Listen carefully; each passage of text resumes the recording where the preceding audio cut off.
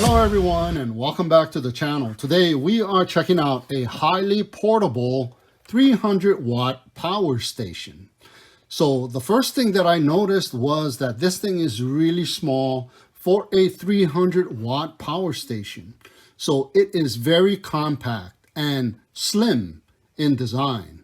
It is less than 2 inches in thickness. The width is about 6.5 inches.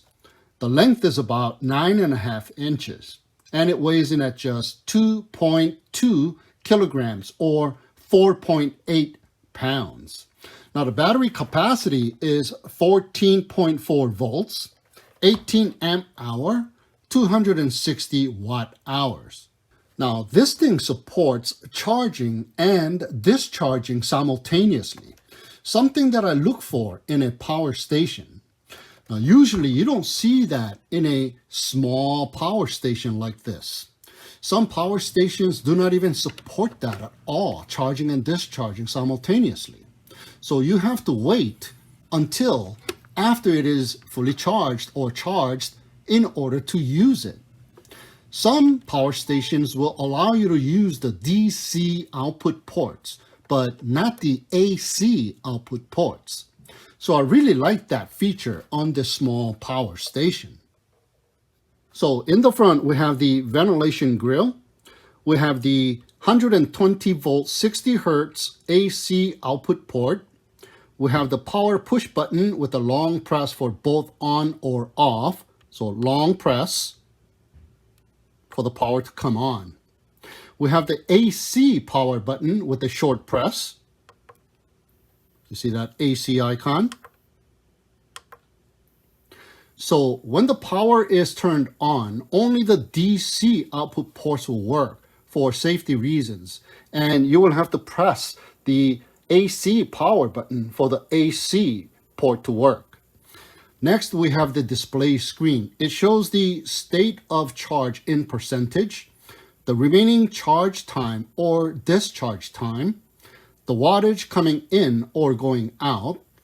We'll have a light icon when the light is turned on. We have the AC icon when the AC port is turned on, like I just showed you, and the DC icons when they are connected. Now, I especially love the fact that it shows the wattage going in or out, so you know how much power is coming in or going out. Now, some power stations don't show the wattage, like this Flash Fish power station. So we have two USB-A ports with a maximum of 22.5 watts of output power each. We have the Type C1 port with a 100 watt max in or out. So you can charge or you can discharge with this port. We have a Type C2 port with a maximum power of 20 watts out. Now there's also a DC1 5521 port with a maximum of 100 watts input for charging with the power adapter that is provided, the cigarette lighter cable that is also provided, and also for solar charging. So there are 4 ways to charge, 3 with the 5521 port and 1 with the Type C input or output port. Now the solar charging cable, however, is not provided. We also have a DC2 port, also a 5521 port with 36 watts of output power. Now, I do like that all of the inputs and output ports are all in the front, but it would have been better if the 5521 output port was like a 5525 size, or have the input ports on the side of the power station, or maybe colored in red or something like that, so that the user doesn't get the inputs and the output ports confused for safety reasons.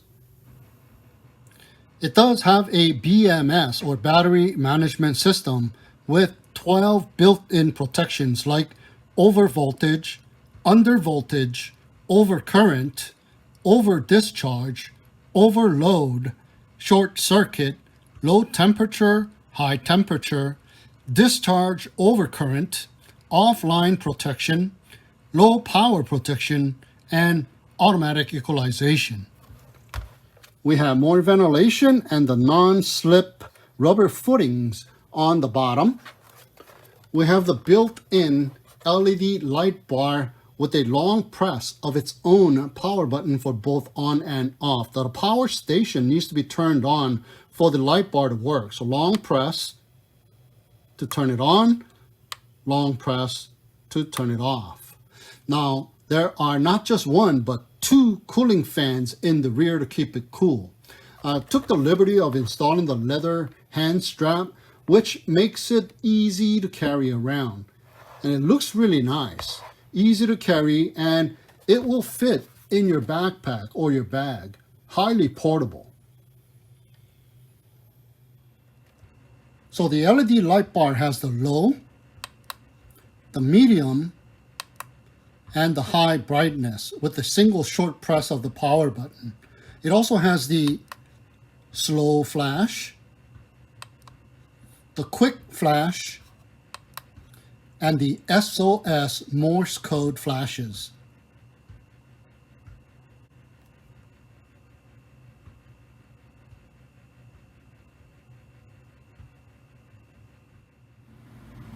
So there's no cigarette lighter port due to its slim design, but you can use an adapter like this, sold separately, to use with the DC devices with the cigarette lighter plug on the DC to 5521 port.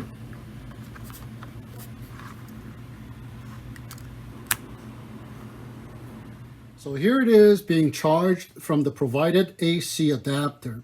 As you can see, the incoming wattage is 52 watts. So here it is getting charged from a 65 watt PD brick from a power station. Output wattage 77 watts on this one, and it's going in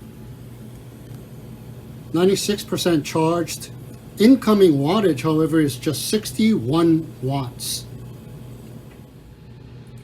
All right, so here it is getting charged by my all powers Type C output port, which is 100 watt max output, and it is outputting 106 watts.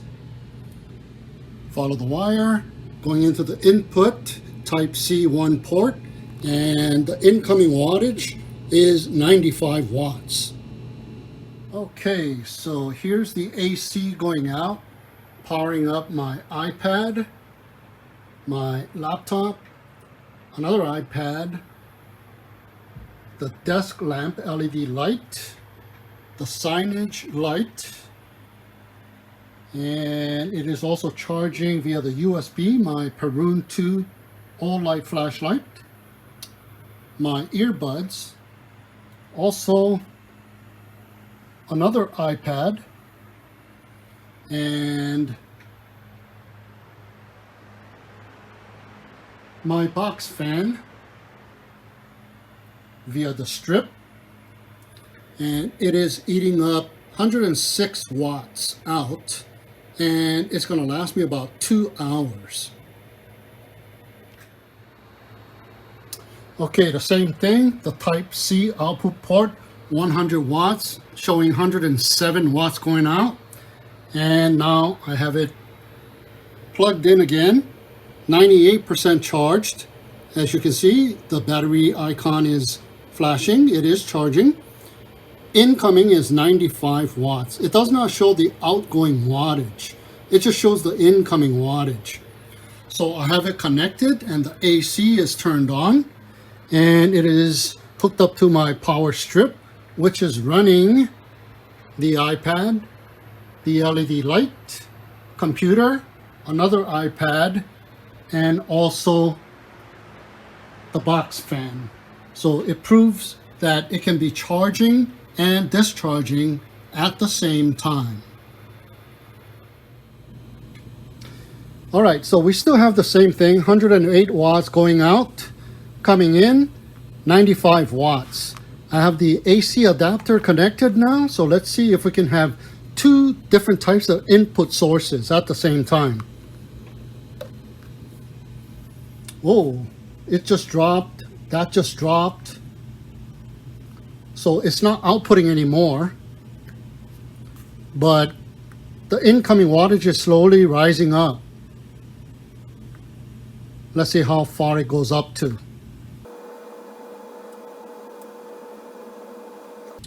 Okay, it went up to like 63 and it settled on 52 watts.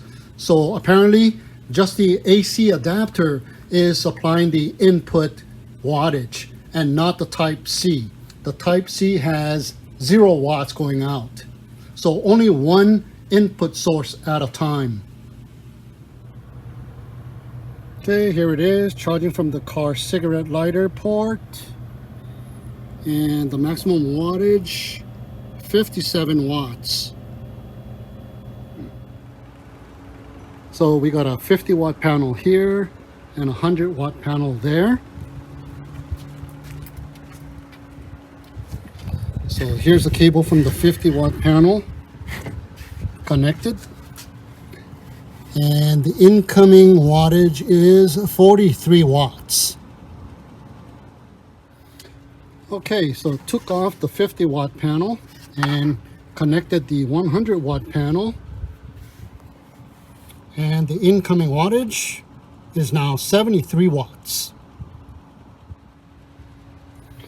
Okay, so both of the panels are connected in parallel. So the incoming wattage now is 91 watts. Not the 100 watt maximum input wattage, but just 91 watts. So when you start charging it with any of those 4 input sources, it will power on if it was powered off. And if it was already powered on, it will stay powered on. Okay, so here it is, charging up my DJI remote controller to my DJI FPV battery via the brick. And it is using up 96 watts. Okay, so we're charging 3 4S Lipo batteries at 2 amps maximum, and it is using up 40 watts, and it'll go on for 5 hours like this. Power up a glue gun. Whoa-ho-ho. Outgoing power only 45 watts. How about this electric drill?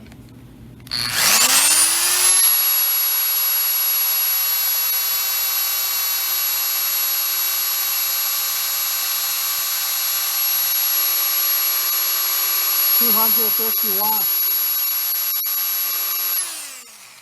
Continuously draining about 251 watts.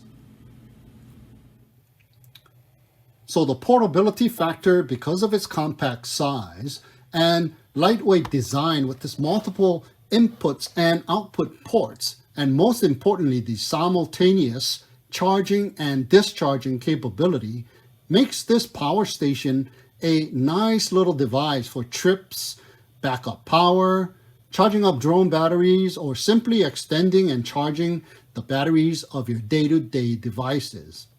I also like the built-in light bar, so you don't have to add your own. Now, it is meant to be placed flat on its non-slip pads like this, but I noticed myself standing it up where the fans are located, which is not good. And since the hand strap is on this side, you tend to stand it up like this on the other side, which is okay since there are no fans or anything like that on that side, but it's easy to tip over. So you just have to keep in mind to always place it flat, like how it is meant to be placed. So if you want to get your hands on one of these, the link to the product is down below in the video description. So I thank you so much for tuning in and watching. Have a great day, and we'll see you again next time.